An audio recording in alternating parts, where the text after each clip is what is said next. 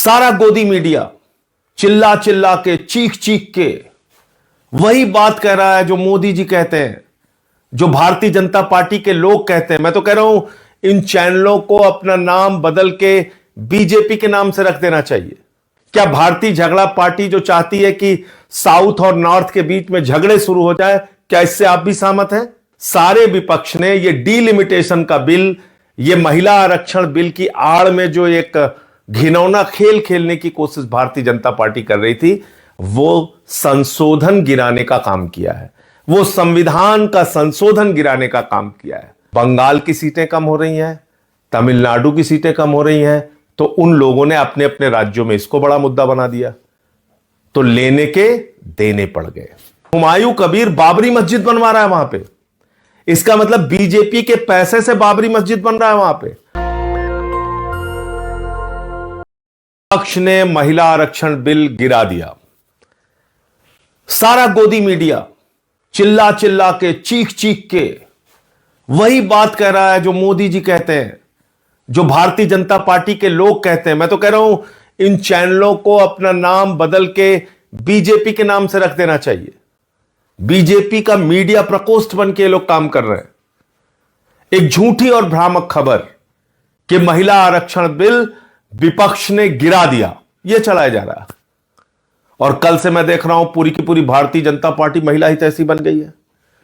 वो पार्टी जिसकी मातृ संस्था आरएसएस ने 100 वर्षों में एक भी महिला प्रमुख नहीं बनाया आरएसएस का। वो पार्टी जिसकी मातृ संस्था आरएसएस में महिलाओं का प्रवेश वर्जित है। वो भारतीय जनता पार्टी और जनसंघ जिसका आज तक कोई भी अध्यक्ष महिला नहीं हुआ।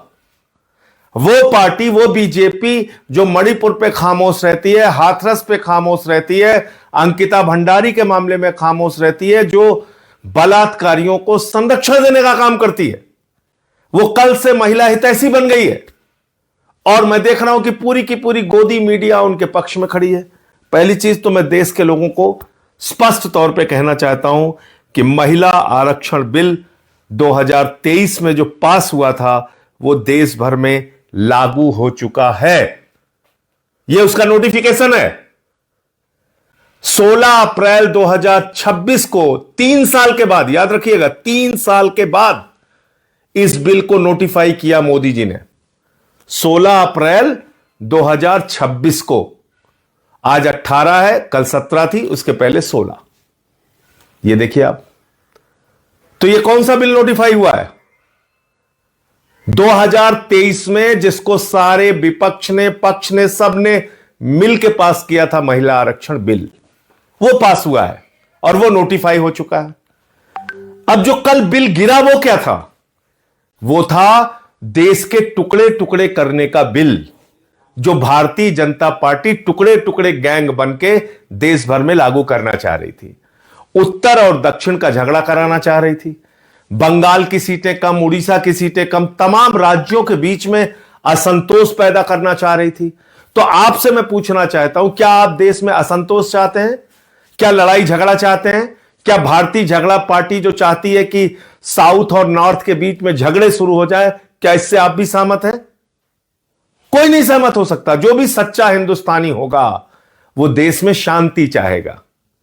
और इसलिए सारे विपक्ष ने ये डीलिमिटेशन का बिल, ये महिला आरक्षण बिल की आड़ में जो एक घिनौना खेल खेलने की कोशिश भारतीय जनता पार्टी कर रही थी, वो संशोधन गिराने का काम किया है।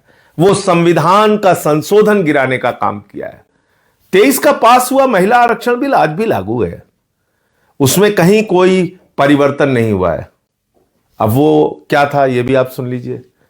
महामानव ने 2023 में जो महिला आरक्षण बिल पास किया था, उसमें उन्होंने लिखा था कि पहले जनगणना होगी, जनगणना के बाद डीलिमिटेशन होगा, डीलिमिटेशन के बाद आरक्षण होगा। यह किसने लिखा था? 2023 में महामानव आदरणीय नरेंद्र मोदी जी, उन्होंने लिखा था। हमने नहीं लिखा था, गोदी मीडिया के लोगों, हमने नहीं लिखा था। यह आपके महामानव आदरणीय नरेंद्र मोदी जी ने लिखा था 2023 के बिल में। और तब हमने कहा कि भाई 543 में 33% आरक्षण देके मामला खत्म करो ना। क्यों इतना लेट कर रहे हो कि पहले जनगणना होगी, फिर डिलिमिटेशन होगा, फिर आरक्षण होगा, और ये 29 के बाद यानी कि 34 में लागू होता मोदी जी के हिसाब से, जो 23 के बिल में है। अब वो 3 साल के बाद कह रहे हैं नहीं साहब हम बड़े हितैषी हो गए हैं, हम तो बस इसको पास करना चाहते हैं। यह कितनी झूठी और बेबुनियाद बात है कि 3 साल तक वो 2023 का बिल इन्होंने नोटिफाई नहीं किया था, जिसके ऊपर संशोधन लेके आए। 16 अप्रैल 2026 को आनंद फानन में उसको नोटिफाई किया इन्होंने। और अखबारों की हेडिंग आप देखिए। चलिए, गोदी मीडिया वाले गलती करते हैं, बात समझ में आती है, मैं आपको दिखाता हूं। ये अखबारों की हेडिंग पढ़ के तो मुझे इन लोगों के दिल दिमाग पे तरस आ रहा है कि क्या ये सोचते हैं, क्या कैसे काम करते हैं। महिला आरक्षण बिल लोकसभा में गिरा, हिंदुस्तान अखबार की प्रमुख हेडलाइन है। अब आप देखिए, महिला आरक्षण पर विपक्ष का अड़ंगा, दैनिक जागरण अखबार की हेडलाइन है। ये आप पढ़े लिखे संपादक होके अखबारों के, आप इस तरह की खबरें, भ्रामक और झूठी खबरें फैला रहे हैं। महिला आरक्षण बिल तो लागू हो चुका है देश भर में। आगे बढ़ते हैं। अब बात आती है डीलिमिटेशन के नाम पे ये क्या करना चाह रहे थे। ये इस बिल को आनन फानन में क्यों लेके आए? क्योंकि इनको बंगाल और तमिलनाडु का चुनाव दिख रहा था। इनको लगा हम देश भर में ये प्रचारित करेंगे कि देखिए देखिए साहब, महिलाओं के आरक्षण के खिलाफ है पूरा का पूरा विपक्ष और हमको चुनावी फायदा हो जाएगा। लेकिन मामला उल्टा हो गया।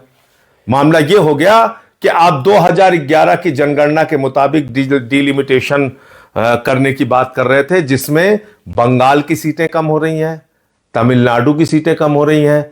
तो उन लोगों ने अपने अपने राज्यों में इसको बड़ा मुद्दा बना दिया। तो लेने के देने पड़ गए, लेने के देने पड़ गए मोदी जी को। जिसने भी उनको मूर्खतापूर्ण सलाह दी वो लेने के देने पड़ गए। अब तमिलनाडु में मुद्दा बन गया कि उनका प्रतिनिधित्व आप कम कर रहे थे, बंगाल में मुद्दा बन गया कि उनका प्रतिनिधित्व आप कम कर रहे थे। तो इसका भारी नुकसान बंगाल और तमिलनाडु के चुनाव में आपको उठाना पड़ेगा। दूसरी बात, कितना घिनौना खेल खेलती है बीजेपी।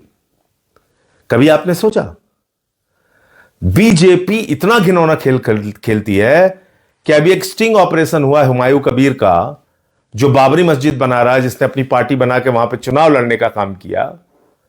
उस हुमायूं कबीर ने कहा कि हमको बीजेपी ने 1000 करोड़ रुपए चुनाव लड़ने के लिए दिए हैं, 1000 करोड़ रुपए। और हुमायूं कबीर बाबरी मस्जिद बनवा रहा है वहां पे। इसका मतलब बीजेपी के पैसे से बाबरी मस्जिद बन रहा है वहां पे। इतना ही नहीं, हुमायूं कबीर को केंद्र सरकार ने जेड कैटेगरी की सुरक्षा दी है।